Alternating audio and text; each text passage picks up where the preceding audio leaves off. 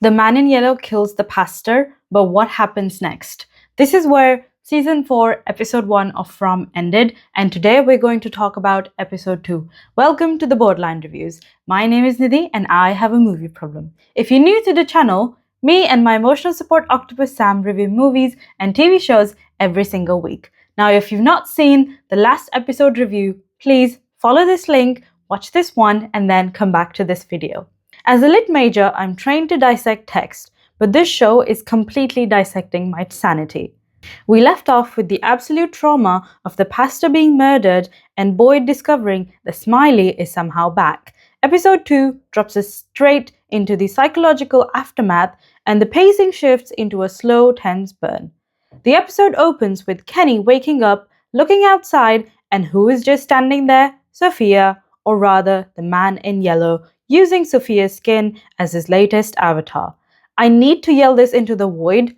Please do not kill my man Kenny. He has survived the absolute worst of this town since season 1. He deserves to make it to the final credits alive. But let's look at their nice little chat through a narrative lens. Sophia is just standing there, teasing him. It brings up a massive piece of monster lore.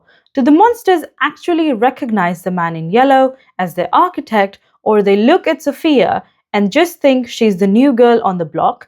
Remember in season 2 when the monsters felt like a cohesive, mindless pack hunting at night? Now there is a clear psychological warfare happening.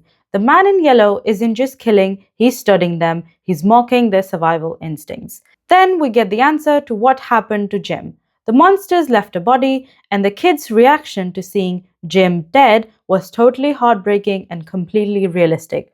Why? Because in the premiere, Tabitha was acting shockingly chill. Her husband and the father of her children was missing in a death-trapped forest, and she lacked any real sense of panic. Woman, you need to learn the meaning of urgency. But wait, the script pulls a massive fast one on us. It wasn't Jim's body, it was actually a goat. Jim was in the barn. But what I noticed was that they still opened his chest, despite the fact that he was already dead. And with the writing on the wall, this proves the monsters and the man in yellow are operating on a specific wavelength. They aren't just hungry predators anymore, they are artists of psychological torture. They knew exactly how that visual would mess with Tabitha and the kids. The core plot progression of this episode centers on Julie, who has officially stepped into her role as the storywalker.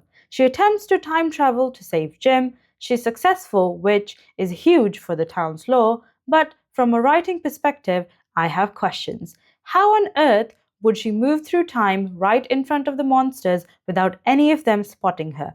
I was convinced she was a goner until Randall swooped in last moment and saved her. Shout out to Randall for finally doing something worthwhile.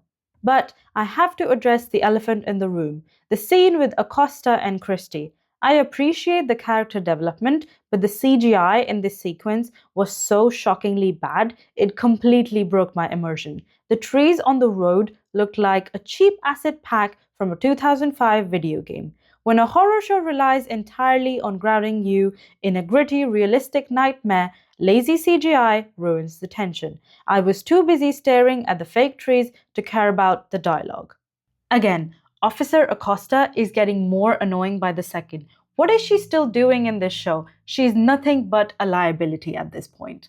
On the bright side, the script finally gave me what I've been begging for since season 1. People are actually talking to each other. Jade finally had the brain cells to sit Boyd down and tell him about the children. Even Tabitha and Jade had a phenomenal, productive conversation about what historical narrative they need to uncover next. If they keep this up, they might actually solve a mystery before the season ends. But then, the episode tries to ruin it with the Ethan situation. Tabitha realizes Ethan is missing from the house, and Donna says, I was right here the whole time. I have to say this, but Donna, there is a back door. He can literally turn around and walk out the door, which is exactly what he did without you ever noticing that Ethan is gone.